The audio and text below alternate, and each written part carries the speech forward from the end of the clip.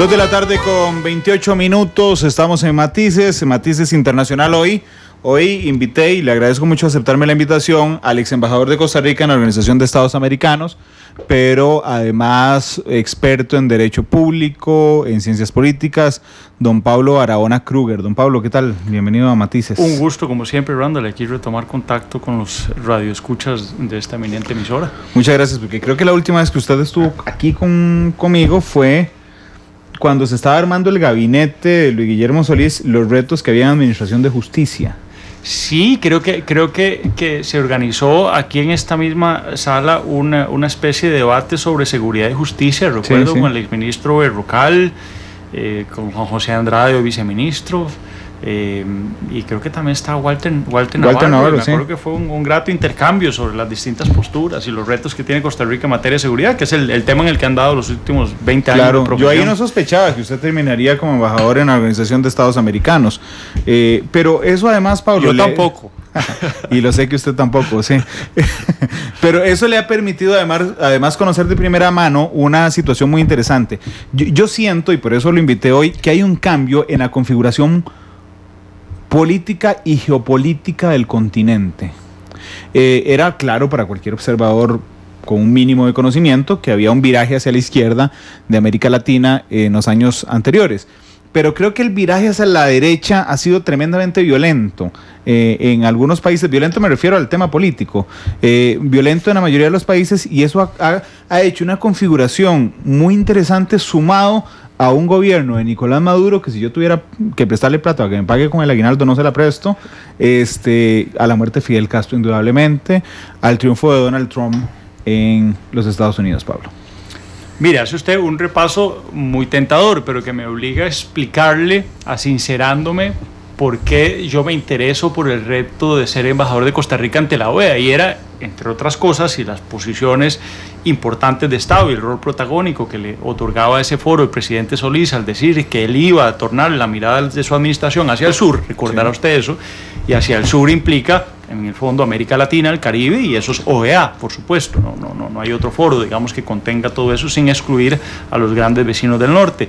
Pero bueno, era que me permitía hacer una especie de lectura, una especie de comparación de lo que estaba ocurriendo en nuestro continente, y bueno, eso que lo guardo como una experiencia muy fresca, me permite adentrarme en el terreno que usted me propone, que es qué es lo que está pasando en América en este momento, y yo tendría que echar el carrete un poco más atrás y explicar que la única regla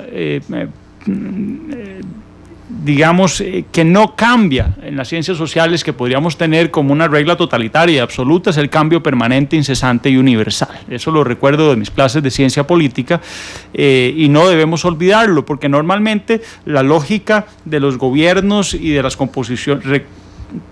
recomposiciones políticas va en una lógica pendular, de la izquierda hacia la derecha, y pasa por el centro, desde luego, hablando ideológicamente hablando.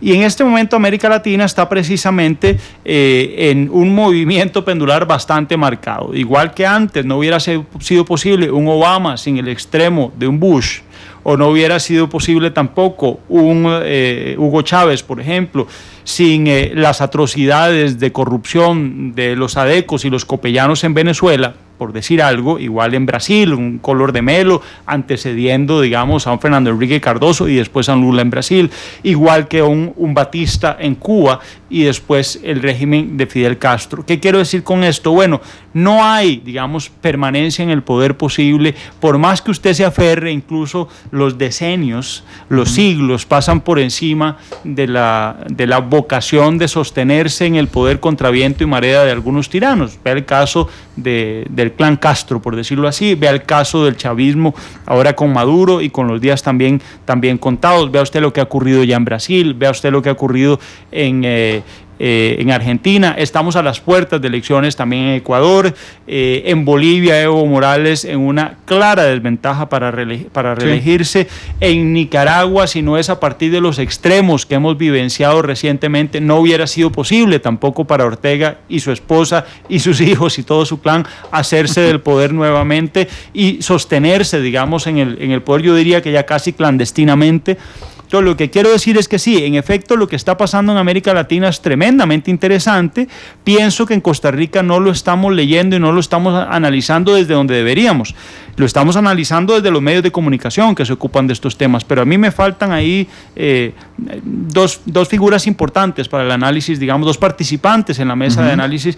Uno es la academia, una academia muy desvencijada, muy debilitada en temas relativos a relaciones internacionales, a la política, digamos, y la geopolítica sobre todo, y por otro lado también el mismo estamento público, una Cancillería bastante débil en sus prognosis, con bastantes problemas de formación, de capacidad humana instalada, como para adelantar escenarios. Yo sostengo ahí lo que decía un buen filósofo costarricense, que la labor al final del analista, del intelectual, es anteponerse al caos. Creo que también los periodistas hacen un poco ese trabajo de advertir. Poca gracia tendría, Randall, que usted y yo vayamos a asomarnos al guindo cuando el carro ya se cayó en el fondo del guindo. Lo lógico es que podamos prever y decir, bueno, miren, esta curva pareciera peligrosa, pongan señales, etcétera, etcétera, etcétera. Yo pienso entonces que la pregunta que usted lanza es tentadora y bueno, da para mucho.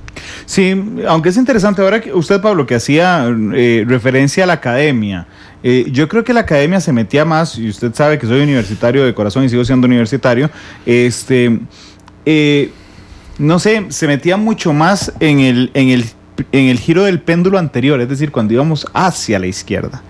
Cuando íbamos hacia la izquierda, uno escuchaba un montón de académicos, leía un montón de artículos, pero ahora que el péndulo se detuvo, claro, y bajo la teoría, digamos, del cambio dinámico, se va hacia el otro extremo, pasando por el centro. Bueno, resulta que el péndulo va rapidísimo, porque en muchos lugares no pasó por el centro, simplemente cambió de un solo golpe y la academia no se vio tan tentada. Pablo, entonces, abordar ese cambio, tal vez porque no les gusta mucho.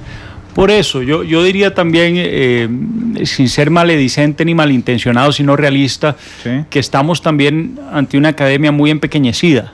Incluso me atrevería a decir que ciertas alas están cooptadas. Este es un país muy pequeño, Randall, hay que verlo así. Si entramos en un esfuerzo comparativo, digamos, nuestra Cancillería es una cosa muy pequeñita cuando usted lo compara con grandes cancillerías como Itamaraty en Brasil, con la que osamos enfrentarnos hace poco, y tarde o temprano esa la vamos a facturar, si no es que ya la hemos ido facturando sin que necesariamente nos demos cuenta, nos lo adviertan, pero esa no nos la dejan pasar gratuita.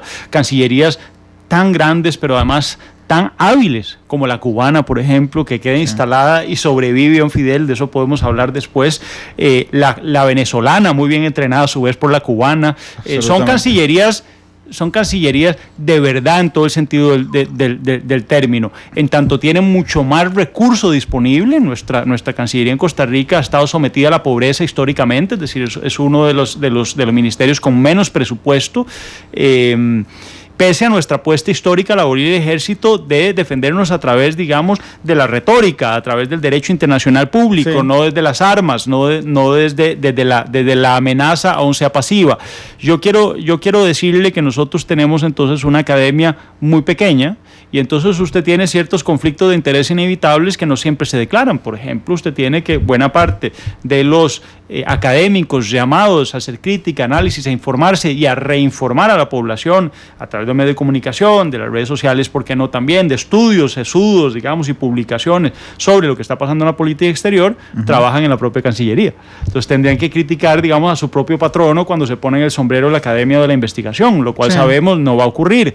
También usted tiene que a veces, digamos, las instancias públicas cooptan algunos de esos que pueden ser demasiado críticos, incorporándolos, digamos, ciertas misiones diplomáticas o silenciándolos, digamos, con lo que yo llamo la sociedad del mutuo aplauso. Entonces, lo que quiero decir es que también eso no ayuda. Yo vengo llegando de Washington. En Washington usted tiene cientos de lo que ellos llaman think tanks, que son centros de análisis de las más distintas raigambres, digamos, de las más distintas corrientes ideológicas, y usted puede de pronto cooptar algunas, o puede que algunas se autosilencien por cierta afinidad, digamos, con los que entran en el poder. Ahora probablemente usted verá al Cato Institute mucho menos crítico con Trump de lo que lo era, digamos, en las administraciones anteriores de Obama, pero entonces resurgen otras, como el Wilson Center y otras que son un tanto más progresistas, el diálogo interamericano y muchísimas otras, incluyendo facultades de universidades prestigiosísimas que llenan un poco ese vacío, entonces que acompañan y que ejercen una función de vigilancia que en el fondo, y esto es lo importante, no es la crítica por la crítica, hace mejorar a la gestión pública. Y eso, a nivel de política exterior, nos está haciendo mucha falta, es muy importante, al punto que la Cancillería hoy, yo lo he venido diciendo, no ahora, sino también en etapas previas, yo trabajé en Cancillería hace muchísimos años, la Cancillería es pensada desde la Cancillería y para la Cancillería, no desde el país y para el país.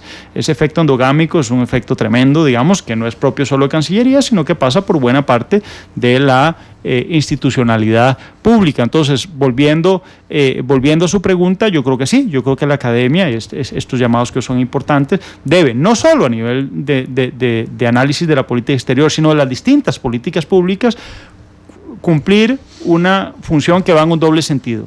Por un lado, evidenciar lo que se está haciendo mal, y por otro, proyectar hacia futuro, advirtiendo el caos que puede sobrevenir si no se toman los correctivos del caso, pero también brindando otras aristas que no necesariamente los jerarcas o sus asesores, que no necesariamente son gente muy sabida, puede ser también simplemente un nombramiento político, otros sí pueden ser muy capaces, pero que siempre deben de estar abiertos a que los completen desde afuera. Un poco lo que decía Sartre, el que me discute me completa, y cualquier líder político, cualquier jerarca debe estar abierto y sujeto a la crítica. Un poco en política hay que untarse mantequilla y también dejar que la crítica venga, pero no dejando que todo le resbale, sino conteniendo la crítica que es constructiva, que es bien pensada y que propone, pero sobre todo que advierte que vamos hacia el vacío, ¿no? A todos nos preocupa la política, bueno, a todos no, ojalá, a muchos nos preocupa la política en el continente, pero hay una mezcla de situaciones que a mí me parecen absolutamente interesantes y cautivadoras. Y entonces, vamos a ver, voy a intentar repasar algunas, y si se me va una de ellas, usted me dice, don Pablo, por favor, pero bueno. Adelante. La OEA, que es un esquema muy grande, ¿verdad? Eso hace que se mueva muy lentamente. Así es. ¿Verdad? Y entonces algunos países, incluyendo Costa Rica, intentan, no para sustituir la OEA, sino para ganar músculo por el ninguneo estadounidense y canadiense a la OEA, crear la CELAC. ¿Verdad? Y entonces se hace la CELAC y tiene un movimiento donde ciertamente los grupos de izquierda, digamos, los países de izquierda tienen una presencia más fuerte. En medio de eso, en el Mercosur, en este instante, Venezuela es presidente pro tempore, los otros países le dicen, señores, usted no manda aquí para nada, pues usted no respeta los derechos humanos, y la canciller Delcy Rodríguez dice, no, aquí somos presidentes y se acabó.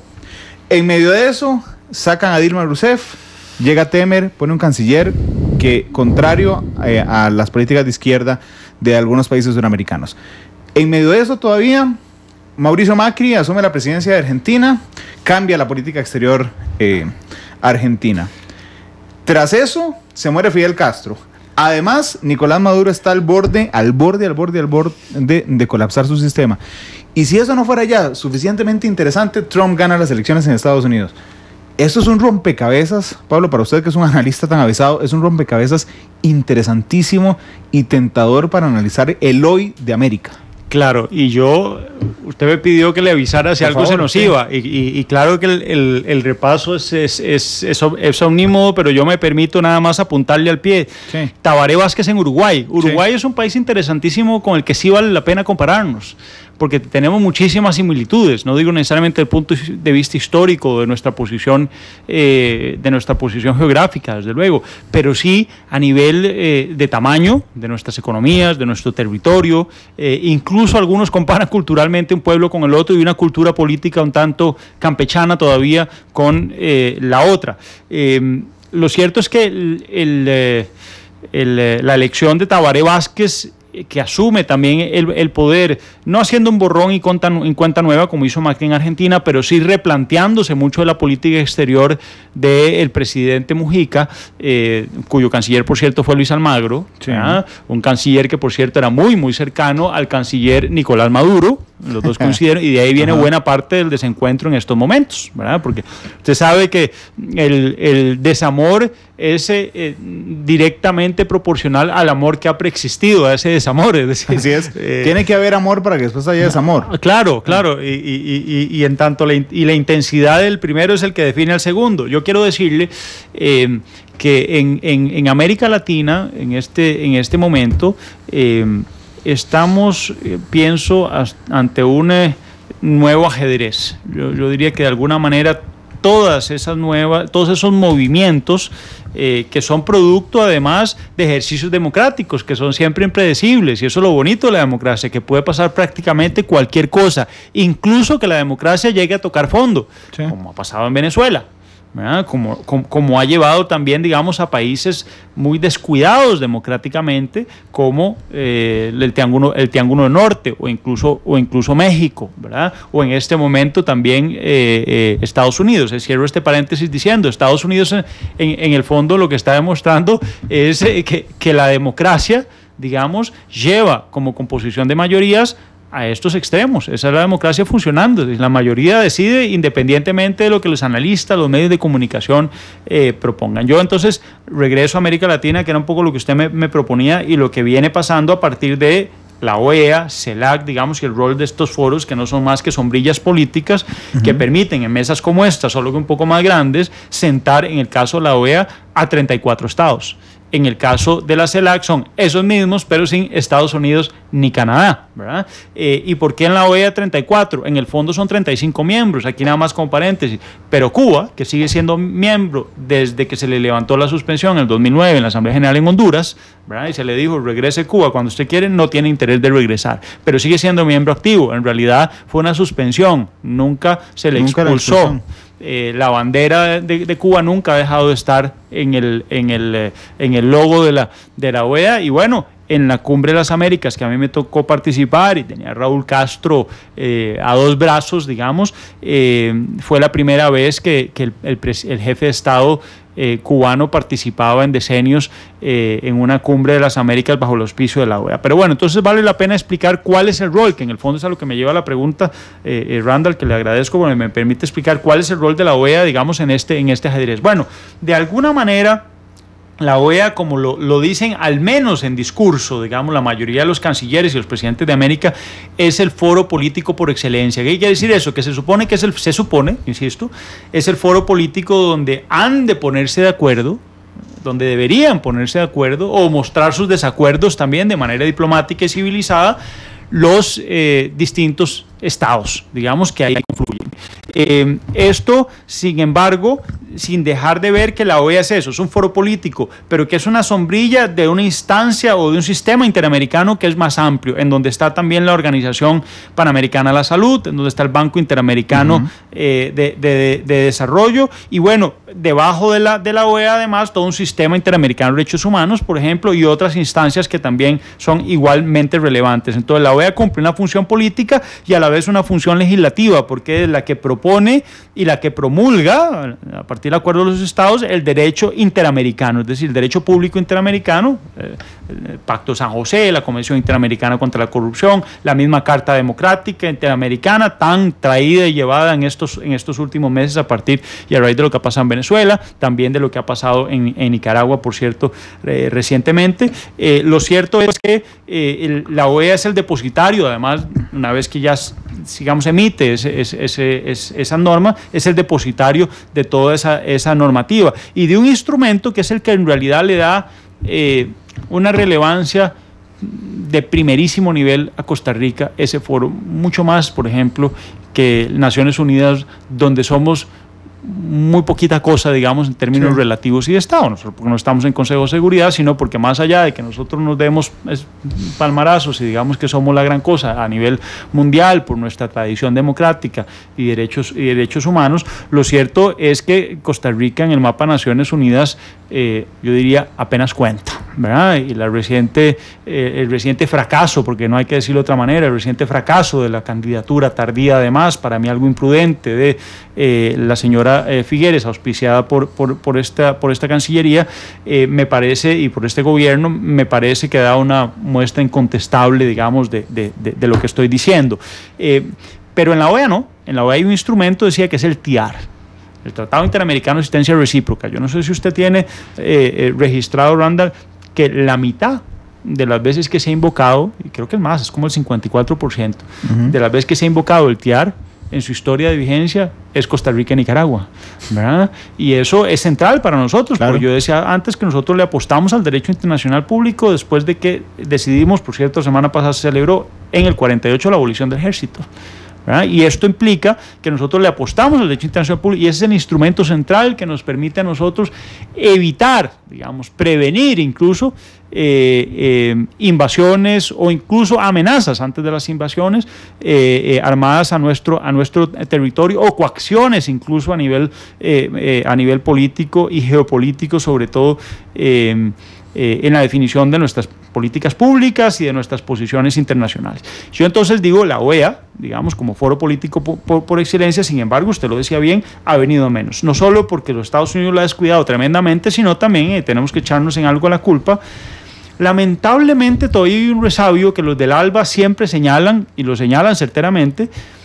Muchos países en América Latina siguen todavía esperando en la mesa a ver qué dice Estados Unidos para lanzarme yo, ¿verdad? Es decir, no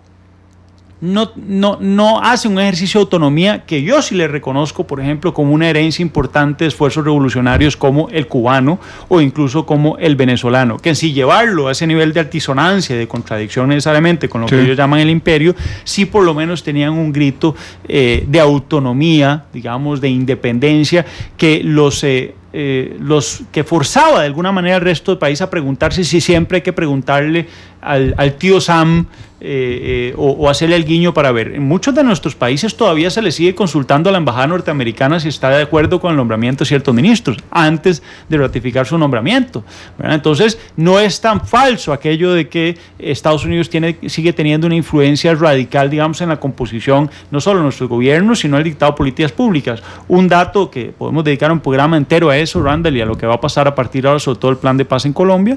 Bueno, la política contra drogas, que es una política absolutamente fracasada, pero es una política impuesta de Estados Unidos. Le doy el dato. Usted conoce muy bien quién estuvo detrás del cartel de Medellín, quién estuvo detrás del cartel de Cali. Usted conoce hoy quién está detrás del cartel del Valle, o quién está también en México detrás del cartel de Juárez o de Tijuana, etcétera, etcétera.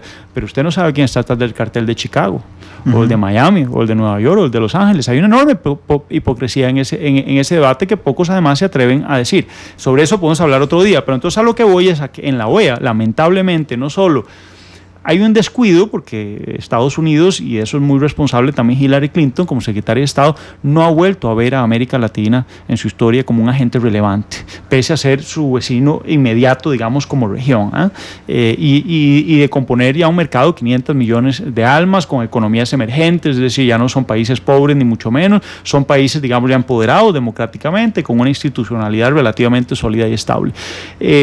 Pero además de eso, también porque los propios países latinoamericanos se niegan a asumir un cierto liderazgo. Vea usted que Costa Rica, por ejemplo, en muchos temas, por ejemplo, lo que está pasando a nivel democrático, vamos a decir, bajo la égida de la Carta Democrática Interamericana, Costa Rica debía haber desde hace mucho tiempo, y no solo este gobierno, sino anteriores también, porque es fácil decirlo ahora como lo dicen expresidentes, pero que no lo dijeron cuando eran presidentes también, bajo la égida de la Carta Democrática Interamericana, es mucho lo que Costa Rica podía liderar. Y es cierto que nosotros tenemos que ir acompañados en ese tema, que esta es la posición actual de Costa Rica. No, es que tenemos que ir y esperar a ver qué dicen otros países. Eso es cierto, pero nosotros podemos ir con ellos o liderarlos a ellos, digamos, a partir de una voz que tenemos y a partir también de una vecindad que no tenemos. Nosotros, por ejemplo, entenderíamos que en el caso de Venezuela el presidente Santos no asuma un liderazgo, tiene una frontera caliente, desde luego, tiene además un plan de paz en medio, que es su prioridad, con Venezuela como garante, ¿verdad? Como testigo del proceso, Cuba, digamos, con una enorme influencia ahí sí como garante. Uno entendería eso. uno entendería otros países que participan, como usted bien decía antes, del Mercosur, pero Costa Rica, que no tiene prácticamente comercio con Venezuela, ¿verdad? Que tiene unos lazos además invidiables históricamente con Venezuela, digamos, y los partidos de la Acción Democrática y Democracia Cristiana de Venezuela son partidos que históricamente tienen unos lazos comunicantes con la socialdemocracia costarricense y con la democracia cristiana costarricense, que tendríamos que echar el carrete muy para atrás para explicar por qué Costa Rica y Venezuela tenían, digamos, una historia, digamos, de muchísima hermandad y de unión importante, que de alguna manera hemos defenestrado al dejar, como dice Obama, llega un momento donde el silencio también se vuelve complicidad, y yo he llegado un poco a esa tesis después de haber defendido, por cierto, en la OEA, solo puedo explicar como embajador, tesis, digamos, severas, frente incluso a la canciller Delcy Rodríguez, en que le dijimos: liberen presos políticos, esas son las demandas y las exigencias de Costa Rica, liberen presos políticos, fijen la fecha de las elecciones parlamentarias, que se negaban a fijar, fuimos el primer país en decir eso también en el foro de la OEA, y después le dijimos también algo a lo que no se le dio seguimiento, y que era sembrar pica para obligarnos a seguir hacia adelante, que era: no reconoceremos a Venezuela en todo lo que se salga del curso democrático. Eso ya pasó hace mucho tiempo, ese rebasamiento, sin embargo aquí estamos esperando, bajo la excusa de que hay que ver qué hacen otros estados. No, Costa Rica tiene la obligación y el imperativo ético histórico de liderar. Esa es al menos mi humilde tesis, ¿verdad? Claro, pero vamos a ver, porque hay tanto que hablar del continente, que es tentador seguir haciendo la mezcla de todo en un solo discurso, pero es que hay cosas que creo que hay que analizar por separado. Históricamente ninguneada la OEA por Estados Unidos y Canadá, es innegable, pero ahora con Trump más ninguneado todavía. Bueno, no lo sé, porque ojo que lo que ha hecho Almagro y el ruido que ha hecho Almagro no ha sido menor. No. Y así como Almagro es un secretario general interesantísimo, pero bueno. Él es todo un personaje. Sí. Y yo esto lo digo con mucho respeto, incluso con cariño, lo he llegado a considerar mi amigo, y digamos, tengo un contacto bastante frecuente con él. Es un hombre tenaz, que cree, digamos, en sus propias posiciones, que es un jurista, es un hombre estudioso, es un abogado, digamos, sabido y versado, fue senador en su país, además también, no solo canciller, y es un hombre tenaz, digamos, es un hombre que una vez que se le mete en la cabeza algo, para bien y para mal, es difícil, digamos, encontrarle reversa. Pero bueno, es un hombre, por otro lado, que quizá las formas, digamos, de ser canciller. Las cancillerías son un ejército, las cancillerías son quizá el régimen más vertical que usted puede encontrar después del servicio militar. Es como un segundo ejército, o al menos así debe serlo. Bueno, sin demérito, como dijo nuestro presidente en algún momento, de que deben haber embajadores pensantes y funcionarios pensantes. No hay que tampoco malentender y exacerbar eso. Lo cierto es que Almagro, digamos, de alguna manera ha llevado a personificado un canciller dentro de la Secretaría General, y ya ahí la cosa no es tan vertical, porque ahí son los estados, digamos, los dueños de la pelota, es el Consejo Permanente o la Asamblea General la que tiene la última palabra, y ahí él ha chocado un poco con pared y sus formas no han caído muy bien, pero bueno, eso yo creo que es un asunto, digamos, que se puede modular y que se aprende en el tiempo, y que creo que han ido aprendiendo. La semana pasada se sentó con Ortega, ya no le mandó una carta de 133 páginas. Bueno, eso implica que ha entendido un poco el mensaje, y yo creo entonces, yendo a Trump, que Estados Unidos, el Departamento de Estado, lo tendrá bien leído. Es decir, yo creo que deben saber que a la OEA no la pueden descuidar tantísimo, porque puede hacerle ruido, y puede hacerle ruido en su propio patio, porque la OEA está en Washington, no está en Buenos Aires. Y aquí le doy un dato, que son, digamos, los entresijos de poder de la OEA, que no se ven sino estando ahí, o por lo menos viéndolo muy de cerca. En la última Asamblea General en junio pasado, el presidente Medina, en República Dominicana, que era el país sede, el día anterior comunica en su discurso, no antes, en su discurso, que él espera en esa Asamblea General una disculpa de la OEA, un desagravio por haber apoyado la invasión a la República Dominicana, precisamente con el auspicio, digamos, y el planeamiento de los norteamericanos en su momento. Y ese desagravio llegó, se acordó, digamos, como una decisión en la Asamblea General. Esto sorprendió muchísimo al Departamento de Estado. Su embajador no la vio venir, es decir, no tuvo una lectura previa en el escenario para que Estados Unidos llegara bien preparado para eso, o incluso lo combatiera y lo evitara desde antes. Y lo cierto es que cuando el embajador llegó de vuelta a Washington, ya no tenía trabajo en la OEA. Es decir, no es tan irrelevante lo que la OEA hace para los norteamericanos. Y si Trump pretende meterse realmente a fondo en el tema de migrantes, por ejemplo, levantar muros, deportar millones de personas, aplicar, que ese es otro tema que no se ha visto mucho, pero bueno, a partir de ser Rudolph Giuliani uno de los hombres fuertes ahí, políticas de tolerancia cero en el manejo no solo del macrocrimen, sino solo, que no me importaría tanto, sino del microcrimen. Eso iría también contra minorías raciales, jóvenes sobre todo, mayorías, digamos, o bueno, gente pobre, gente desposeída.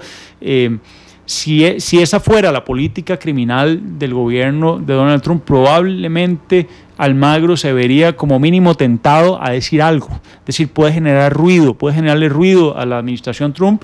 Y Almagro dijo algo muy interesante a partir de una pregunta que yo le hice cuando él estaba exponiéndonos en el pleno del Consejo Permanente a los embajadores sus planes, junto a otro candidato que era Eduardo Stein, el ex canciller y el vicepresidente guatemalteco, que después se retiró de la contienda. Pero cuando estaba planteando su programa, digamos, de gobierno para la OEA, yo le pregunté, ¿usted pretende reelegirse? Yo hice dos preguntas, esa fue una, porque para mí eso era importante, no por la mera anticipación, sino porque era importante saber si él se iba a comprometer desde un primer mandato, o el primer mandato iba a ser un poco medias tintas para en el segundo hacer más o menos lo que él quería hacer. Claro. Y dijo, no, yo no me voy a reelegir. Y no se va a reelegir, después me doy cuenta un poco de eso, porque él en el fondo pretende ser candidato a la presidencia de su país. Entonces, él metérsele a Trump, digamos, en un país, para un país como el suyo, que es Uruguay, que tiene un profundo antinorteamericanismo también por razones históricas que no vienen a cuento, puede resultarle de buena factura. Sí. Y ya habiendo pasado la mitad de su mandato, no creo que tema tanto, digamos, la falta de apoyo norteamericano, si lo que está él criticando le sirve a los países geopolíticamente más fuertes del continente, como podrían ser México, como podría ser Colombia, como podría ser toda la región centroamericana en bloque, buena parte del Caribe, etcétera, etcétera, por qué no decirlo también Venezuela, en dado caso, sí. Y los países, digamos, alrededor no solo de UNASUR, sino primordialmente del ALBA, es decir, en tanto golpee a Trump y ya no se dedique tanto a golpear, por ejemplo, a Maduro, que al parecer va a llegar al término de su mandato, el 2018, por la víspera saca el día, incluso los venezolanos podrían estar apoyando al Almagro en eso. Así que yo creo que es muy interesante no solo la figura de Almagro, sino el potencial de lo que Almagro puede hacer en este nuevo ajedrez. Pablo, regáleme unos minutos para ir a la pausa comercial. Siempre el invitado escoge la canción de cierre, así que en esta pausa comercial yo le pregunto a usted cuál es su canción favorita. 2:59, vamos a la pausa. Quedan muchos temas del continente que hablar de la CELAC, que a mi gusto ha bajado el perfil absolutamente. No sé si es porque Costa Rica ya no la preside, entonces sentimos como que no está haciendo nada, pero bueno, eso puede ser una de las explicaciones. La muerte de Fidel Castro indudablemente en el juego político latinoamericano, y también los cambios en Argentina con una canciller muy fuerte, y también en Brasil. 3 en punto, vamos a la pausa, ya volvemos.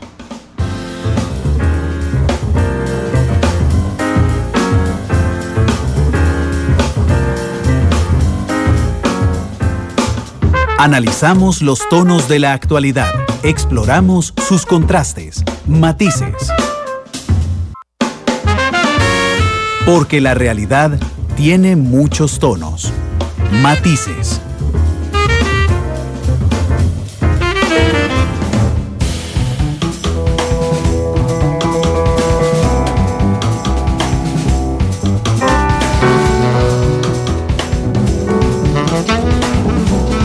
Con 5, estamos con Pablo Barahona, el ex embajador de Costa Rica en la Organización de Estados Americanos, CELAC. Decía antes del corte que yo no sé si es mi percepción como periodista costarricense de que CELAC ha bajado la fuerza con la que arrancó, porque Costa Rica ya no ocupa desde hace un par de años la presidencia pro tempore, o es que efectivamente ha disminuido su accionar. Pablo. Bueno, sí, este tipo de instituciones mucho dependen de quién las presida. ¿Sí? Digamos, si ahí viene el grado de priorización, porque el que preside define de alguna manera la agenda, si bien es cierto tiene que renegociarla, no es no es autónoma, digamos, esa presidencia, porque nada lo es en diplomacia. Hay que conciliar los intereses. Es lo cierto que la CELAC ha pasado, digamos, un poco desapercibida también para los costarricenses porque no tenemos la cumbre. Es decir, el año pasado, a inicios, fue súper relevante, digamos, porque tuvimos aquí la cumbre y el presidente Solís tuvo que atajarse con eso casi de entrada. Recuerdo que hubo muchos problemas, el grupo ni siquiera estaba bien presupuestado el asunto, y bueno, era un reto mayor para un país que ya decíamos es pequeño, digamos, para ese nivel de instancias continentales. Yo mismo como embajador en algún momento me propuso desde allá, me preguntaron si Costa Rica está dispuesta a organizar alguna asamblea general de la OEA, y bueno, la respuesta de Costa Rica fue jamás, no podemos, crisis fiscal, no tenemos capacidad organizativa en este momento, lo de la CELAC nos dejó totalmente desbordados, digamos, y quemados como para pensar en algo todavía más grande como podría ser la OEA. Entonces, CELAC, sin embargo, es una instancia sumamente útil, sobre todo para drenar ciertas competencias que son típicas de la Organización de Estados Americanos. Es decir, hay ciertos reclamos que el ALBA ha venido haciendo históricamente, no es de un decenio, no, esto viene atrás, en los que además tiene bastante razón. Ellos extrapolan, digamos, y exageran mucho los argumentos, sí. Pero bueno, vea usted la sapiencia, por ejemplo, europea. La Corte Europea de Derechos Humanos no está en Bruselas, está en Estrasburgo, está alejado de los focos de poder, tampoco está en Berlín, ni está en París, ni está en Londres, está alejado de los focos de poder, ¿verdad? Nosotros tenemos la Corte aquí, pero la Comisión Interamericana la tenemos en Washington. Entonces usted tiene, por ejemplo, que los agentes estatales e incluso líderes de izquierda y la gente que se tiene que defender o de alguna manera comparecer ante esa primera instancia, el sistema interamericano, que es la Comisión, tiene que pedirle visa a Estados Unidos, y todos conocemos las complicaciones que tiene eso para las personas que no viajan habitualmente a Estados Unidos, incluso ciertos gobernantes que no tienen visa, o exgobernantes que han sido procesados judicialmente y que han sido, o que están incluso siendo requeridos por la justicia norteamericana, que en eso es un poco colonizante, por decirlo así, se mete también en temas internos a partir, digamos, de la participación de su sistema bancario en una de esas corruptelas. Bueno, pero también usted tiene que la OEA está ahí. La OEA está en Washington. ¿Por qué la OEA, cuando usted entra a su edificio central, que está ahí en la avenida Constitution, que es la misma por donde pasa Casa Blanca y es la que usa Obama para entrar y salir, por cierto, cierran toda esa calle, es bastante incómodo cada vez que él pasa con su dispositivo? Lo cierto es que cuando usted entra a ese edificio histórico de la OEA, que donó Andrew Carnegie, el mismo, por cierto, que donó la Cancillería, la Casa Amarilla, usted encuentra una placa arriba en el edificio que le dice claramente cómo se constituyó la OEA, que era en realidad una organización panamericana, y decía que el secretario general será, o sí, es decir, automáticamente el secretario de Estado norteamericano, y el resto, digamos, se incorpora un poco a los designios, digamos, de esa organización. Entonces, aquella lógica de que la OEA tenía una inspiración colonialista es un germen, digamos, intrínseco a su fundación, y hemos hecho poco por reparar eso. Es decir, hay una incidencia y una influencia muy, muy fuerte de Estados Unidos todavía sobre la OEA,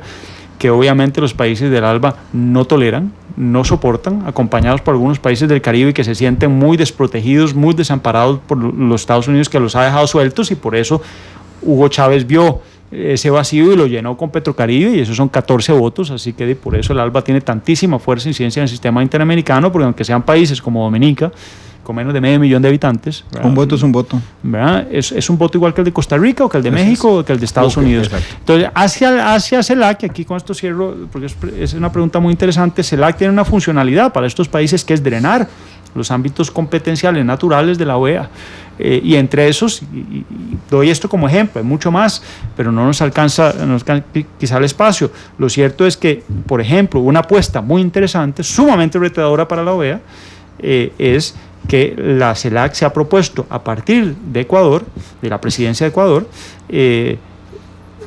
refundar el sistema interamericano de derechos humanos pensando en un sistema latinoamericano de derechos humanos, alegando varias cosas. Una, lo que ya decía, no les gusta que la comisión esté en Washington y bajo la égida de Washington, con una gran influencia de los think tanks y de las ONG que residen también en Washington, pero además también de que en realidad el sistema interamericano es reconocido por los latinoamericanos.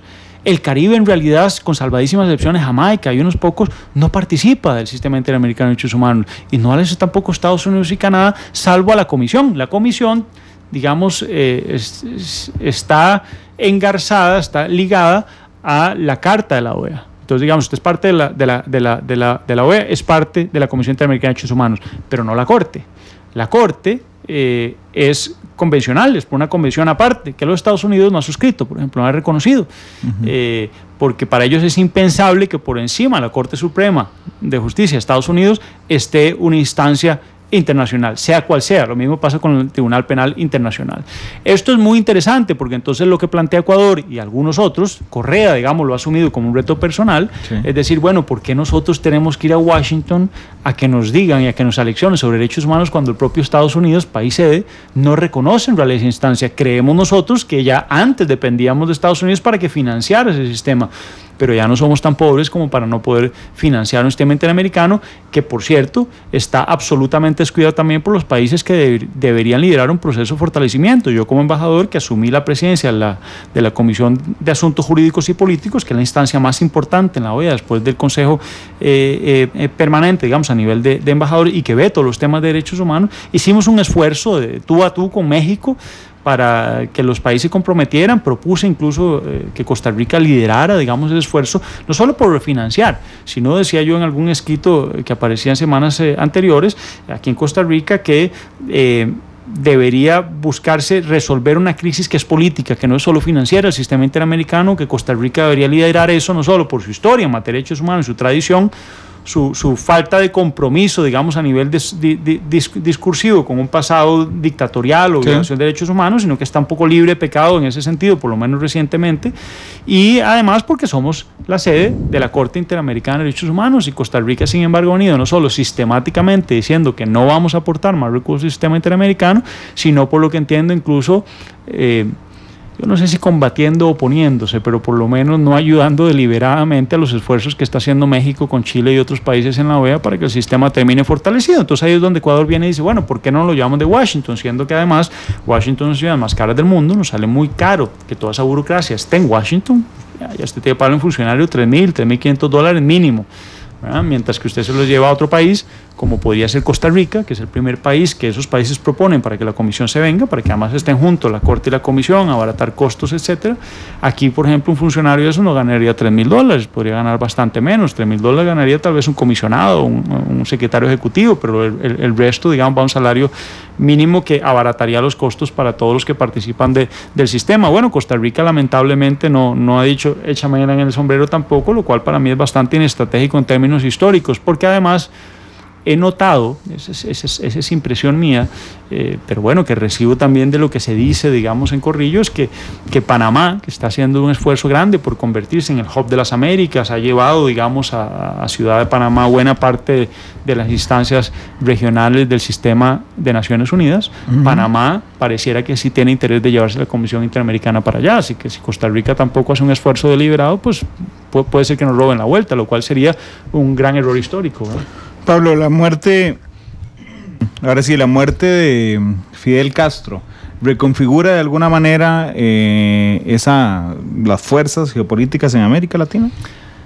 Sin duda, yo creo que la muerte de Castro es el principio del fin. Debilita mucho a nivel moral, no digo a nivel jurídico, desde luego, porque hace 8 años, desde el 2008 entiendo, si mi memoria no falla, es su hermano el que ostenta, digamos, sí, la jefatura de un régimen. Yo no podría llamarle a eso presidencia. Lo cierto es que no esté la sombra del líder histórico y natural, de el ideador de toda esa revolución, que fue una revolución muy digna en sus inicios, pero que después al dejarse el poder per eternitatem, digamos, y más allá de que muriera el gran líder, se legitimó completamente, más allá, digamos, de los logros que ha podido conquistar a un costo social digamos que es impagable, que no podríamos justificar de ninguna manera. Para mí es un error los que dicen, bueno, pero ahí está la salud, ahí está la educación. Ese costo es impagable. Es un poco lo mismo que pasó en Chile, es un país económicamente muy adelantado a partir de un régimen dictatorial de derecha, pero también con un precio absolutamente impagable de anulación de minorías, de violación de derechos humanos, y bueno, una historia por todos conocida. Yo pienso que lo que sí va a pasar es que esa reconfiguración que planteaba su pregunta, Randall, no es inmediata. Algunos están esperando y bueno, ya muerto el perro, sí, muerta la rabia. Y no. Hay que decir que no solo hay toda una culturización, es decir, así como una revolución cultural en China, yo podría hablar de una revolución cultural cubana. Toda una generación, si usted y yo fuéramos cubanos, habríamos nacido dentro de la lógica de este régimen. Cuidado, y no estaríamos llorando los restos de Fidel y asumiendo el luto casi como personal, porque ese adoctrinamiento no ha sido en vano.